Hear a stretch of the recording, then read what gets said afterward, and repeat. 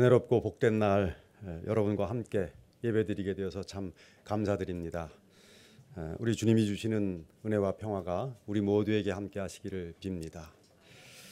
오늘 설교 본문의 기록자로 알려진 이사야는 예루살렘이 바벨론에 의해서 함락당한 기원전 587년 이후부터 바벨론 제국이 붕괴되던 기원전 539년 사이에 활동한 선지자입니다.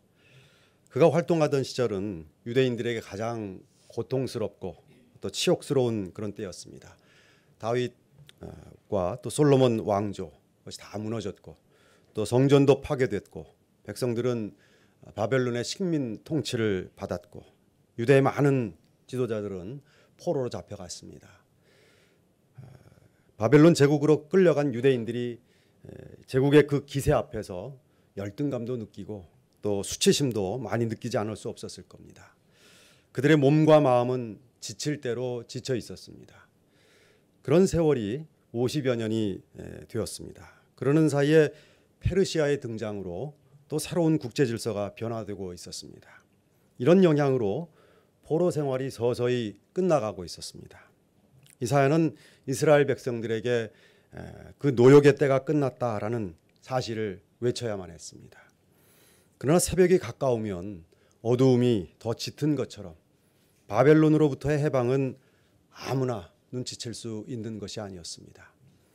우리나라의 해방이 가까울 무렵 친일로 돌아선 지식인들이 많았죠.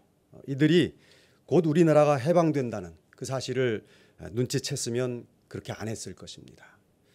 이사야는 그 사실을 논리적으로 또 이렇고 저렇고 설명해 봐야 이스라엘 백성들이 복잡하고 알아듣지 못하니까 설명하는 것이 아니라 외쳐야만 했습니다. 그가 어떻게 외치는지 보십시오. 이사야는 바벨론의 포로로 잡혀온 그 이스라엘 백성들을 향해서 고향으로 돌아갈 준비를 하라고 외쳤습니다. 본문에 따르면 그 준비는 광야에서 여호와의 길을 예비하는 것이고 또 사막에서 우리 하나님의 대로를 평탄하게 하는 것이었습니다. 바벨론에서 예루살렘으로 가려면 실제로 광야를 횡단해야 합니다. 광야는 거칠고 또 골짜기도 많습니다. 거기에 길을 내려면 낮은 곳은 높이고 또 높은 곳을 깎아내서 평탄하게 해야 합니다. 당시에 이런 대대적인 토목 공사는 엄청나게 어려운 일이었겠죠. 그런데 고국으로 돌아갈 때 한 번 사용하려고 그것도 포로들의 귀환을 위해서 그런 공사를 벌일 세력들은 어디에도 없습니다. 이 말씀은 실제로 큰 길을 내라고 하는 것이 아니라 포로 생활에서 해방돼서 고국으로 돌아갈 준비를 해야 한다라고 하는 그 명령에 대한 문학적인 표현이라고 하겠습니다. 이사야의 외침을 들은 이스라엘 백성들의 마음이 어땠을까요? 50년 가까이 포로로 잡혀있던 자기들을 향해서 자, 이제 고국으로 돌아갈 준비를 해야 합니다라고 때가 되었다고 하는 말이 이사야 선지자를 통해서 전달된 것입니다. 그냥 단순히 생각하면 기분이 좋았을 것이다. 기쁜 소식일 거다. 그렇게 생각할 수 있습니다. 정말 기뻤을까요? 그러나 그렇게 간단하기만 한 문제는 아닙니다. 고국으로 돌아가는 것이 무조건 기쁜 일만은 아니었습니다. 50년 정도 되면 두 세대가 충분히 지나갔는데 그동안 거기서 자리를 잡고 살았을 것입니다. 나름 출세한 사람은 출세를 했을 것이고 또 일가를 이루어서 뿌리를 내린 사람들도 있을 겁니다. 이런 모든 것을 포기하고 예루살렘으로 돌아간다 하는 것이 결단한다고 해서 결코 쉬운 일이 아니죠. 기쁜 것 같지만 결단한다라고 하는 것은 어려운 일입니다. 예루살렘에 도착했다고 해서 또 만사가 해결되는 것도 아니죠. 오히려 바벨론에서 50년 동안 살면서 닦은 그 삶의 터전만 잃게 되는지도 모를 일입니다. 이런 일은 훨씬 더 오래전 고대 이스라엘이 애굽을 탈출할 때도 있었습니다. 출애굽과 바벨론 포로 귀환은 같은 의미의 사건입니다. 양쪽 모두 억압적인 제국으로부터의 해방을 가리킵니다. 출애굽 당시 모세가 강력한 카리스마를 발휘해서 이스라엘 백성들을 미디안 광야로 이끌어낼 수 있었습니다. 출애굽기 보도에 따르면 모세의 지도 아래 이스라엘 백성들이 일사불란하게 애굽을 뛰쳐나온 것처럼 보이겠지만 실제로는 참 많은 우여곡절을 겪었습니다. 그들이 훗날 광야 생활을 시작하면서 보였던 그 태도들이 여기에 대한 증거들입니다. 그들은 광야에서 먹고 마실 것이 부족해질 때마다 모세를 원망했습니다. 최소한의 의식주 문제만은 어려움이 없었던 애굽으로 돌아가자, 그런 주장들이 반복되었습니다. 그런 주장들이 때로는 조직화되기도 했고 또 심지어는 내전의 조짐까지 보였습니다. 바벨론에서 예루살렘으로 돌아갈 준비를 하자고 하는 이사야의 외침도 이스라엘 백성들에게 마냥 호응망받은 것은 아닙니다. 출애굽 당시처럼 반대되는 그런 목소리도 만만치 않았을 거예요. 아무리 하나님의 말씀을 듣고 전하는 그런 선지자였지만 청중들의 상황에 영향을 받지 않을 수 없었습니다. 자신이 생각할 때도 고국 귀환에는 어려움이 적지 않았어요. 고국으로 돌아간다고 하는 일에 걸려있는 여러 가지 문제를 푼다고 하는 것이 쉽지 않다는 것을 잘 압니다. 가야 되냐 말아야 되느냐, 이스라엘 백성들로부터 반대 목소리도 들었을 것이고 또 자신에게서도 어려움들이 자꾸 기억나고, 이런 와중에 이사야는 그 선지자로서의 고유한 영성이죠. 국제 질서라든지 또 여러 가지 경험이라든지 그런 등등 안에서 선지자로서의 그 영성 안에서 또 하나의 소리를 듣습니다. 영혼에 힘을 주는 말씀을 경험했습니다. 6절로 8절 말씀이 그것입니다. 그는 다시 외치라고 하는 소리를 들었습니다. 그는 내가 무엇이라 외치리까 하고 물었죠. 외쳐봐야 이스라엘 백성들이 듣지 않을 텐데 뭘 외치느냐 하는 반문입니다. 마틴 루터는 외치라고 하는 단어를 설교하라라고 하는 것으로 번역했습니다. 루터 번역에 따르면 6절 상반절이 이렇습니다. 한 소리가 말한다. 설교하라. 내가 말했다. 내가 무엇을 설교해야 합니까? 설교는 들은 말을 그대로 전하는 것이 아니라 해석해서 전하는 것입니다. 이사야가 이스라엘 백성들을 설득해야 한다고 하는 뜻이죠. 그것이 그렇게 쉽지 않습니다. 그래서 어떻게 설득해야 하는지를 알려달라고 한 것입니다. 그 대답이 6절 하반절부터 8절 말씀입니다. 들어보십시오. 모든 육체는 풀이요 그의 모든 아름다움은 들의 꽃과 같으니 풀은 마르고 꽃이 시들문 여호와의 기운이 그 위에 불미라. 이 백성은 실로 풀이로다.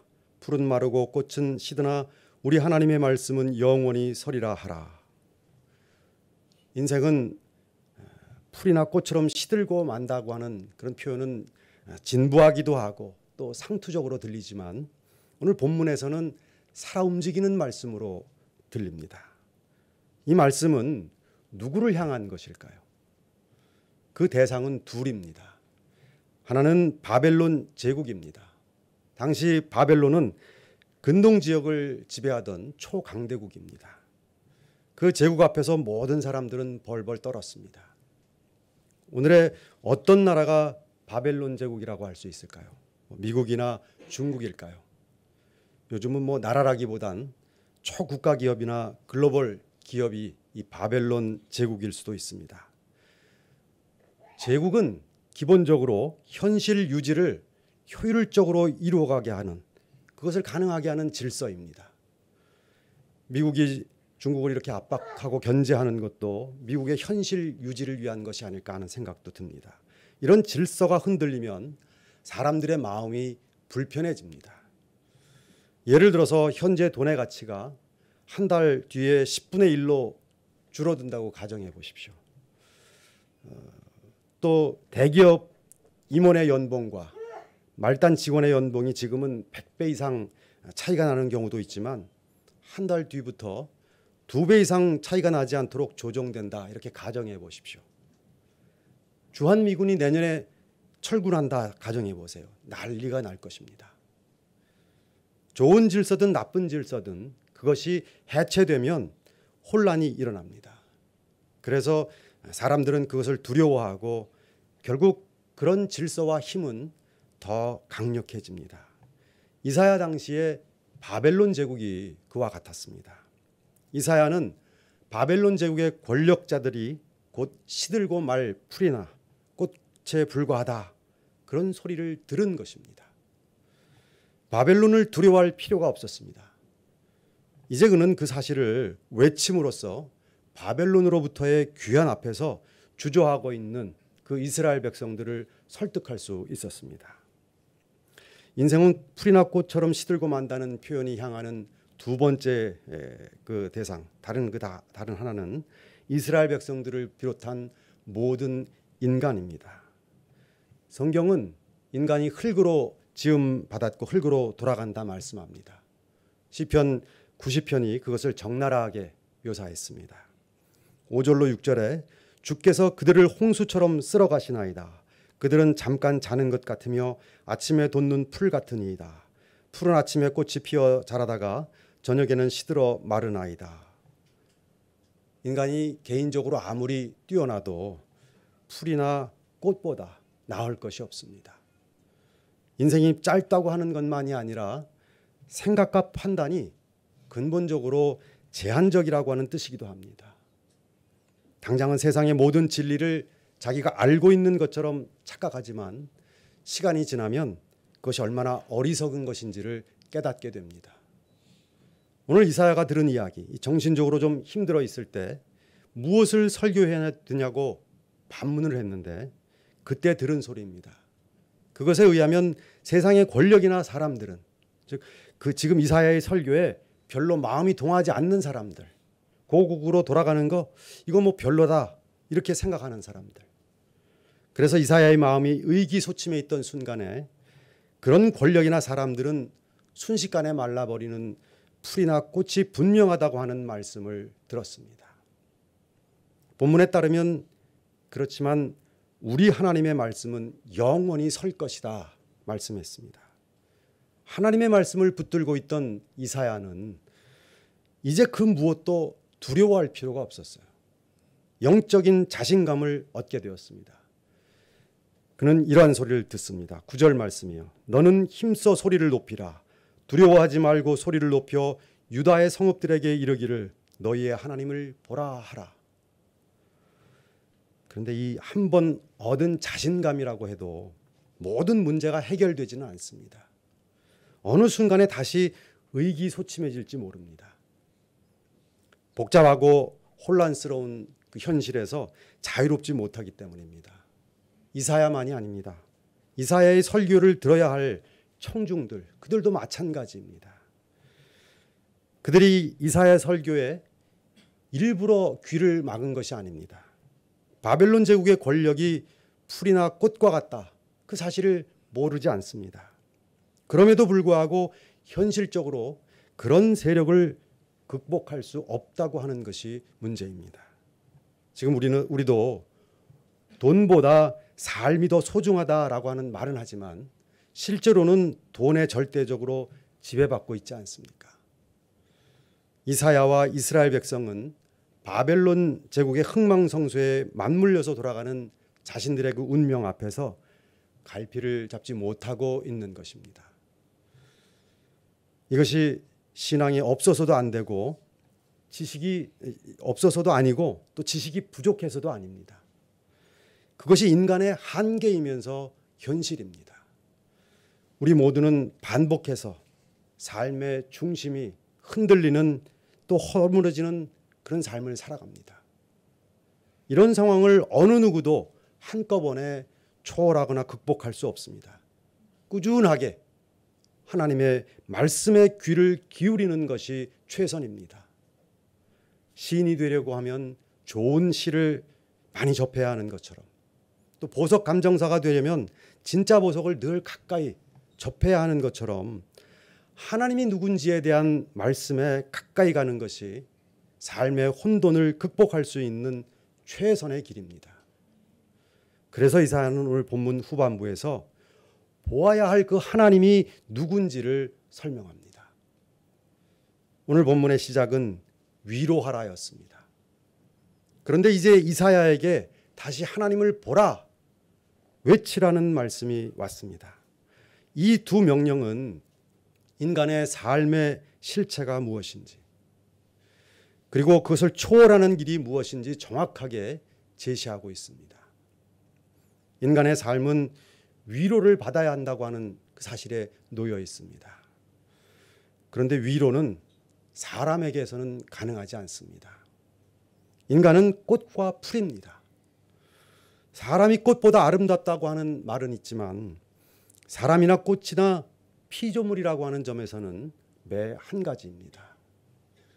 하나님을 보는 것이야말로 그 삶으로부터 넘어서며 동시에 그 삶을 감싸 안을 수 있는 유일한 길입니다. 참된 위로를 얻으려면 우리는 하나님을 본다고 하는 그 사실 안으로 들어가야 합니다. 오늘 이사야는 분명하게 선포합니다. 하나님을 보라. 우리에게 오시는 하나님을 보라고 말입니다. 오늘 대림절 둘째 주일을 맞는 우리도 그와 똑같이 외쳐야만 합니다. 하나님을 보라. 하지만 우리 속으로 도대체 하나님을 본다고 하는 게 무슨 뜻인지 이야기가 어렵다고 생각하실 겁니다. 속으로 대답해 보십시오. 여러분은 하나님을 보셨습니까? 이런 질문은 우리를 매우 불편하게 만들죠. 하나님을 보았다고 할 수도 없고 그렇다고 해서 못 보았다고 할 수도 없습니다.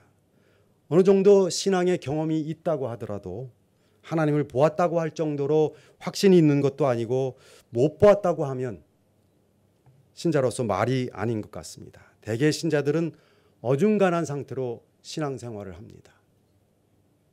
하나님을 본 사람은 없습니다. 성경은 기본적으로 하나님을 본 사람은 모두 죽는다고 가르치죠. 죽어야만 하나님을 볼 수 있습니다. 하나님의 영광을 보고 싶다고 한 모세는 이런 말씀을 들었습니다. 네가 내 얼굴을 보지 못하리니 나를 보고 살 자가 없음이니라. 모세는 하나님이 지나간 다음에 그분의 등만 볼 수 있었다고 합니다. 우리가 하나님을 본다고 하는 것은 마치 진딧물이 코끼리를 전체적으로 집권할 수 없는 것과 비슷합니다. 그렇다면 오늘 이사야를 통해서 주신 이 말씀, 즉 너희의 하나님을 보라는 말씀도 실제적인 것이 아니라는 말이냐, 그렇게 생각한 분들이 있을 것 같아요. 바로 여기에 하나님과의 관계인 신앙의 긴장이 있습니다. 우리는 기본적으로 하나님을 볼 수도 없고 그분의 음성을 들을 수도 없습니다. 그러나 그분을 경험하고 그분의 음성에 귀를 기울여야 한다라고 하는 그 가르침은 옳습니다. 서로 모순되는 말 같지만 그렇지 않습니다. 10절에 따르면 지금은 바벨론 제국이 세상과 역사를 지배하고 있지만 때가 되면 하나님이 바벨론 제국을 심판하고 이스라엘을 구원하신다고 하는 그런 이사야가 그런 설명을 하고 있습니다. 이사야는 그 사실을 바벨론 제국을 심판하고 또 이스라엘 백성 너희들을 구원해서 고국으로 돌려보낸다고 하는 사실, 하나님이 바로 그와 같다고 하는 사실을 이스라엘 사람들이 익히 잘 알고 있는 특별한 개념으로, 신앙적인 개념으로 설명합니다. 그것이 바로 목자입니다. 11절 말씀이 이래요.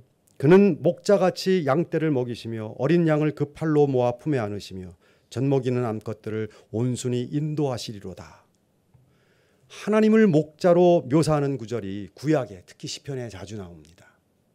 시편 23편 1절은 여호와는 나의 목자시니 내가 부족함이 없으리로다. 또 80편 1절은 요셉을 양떼같이 인도하시는 이스라엘의 목자여, 그렇게 말씀했습니다.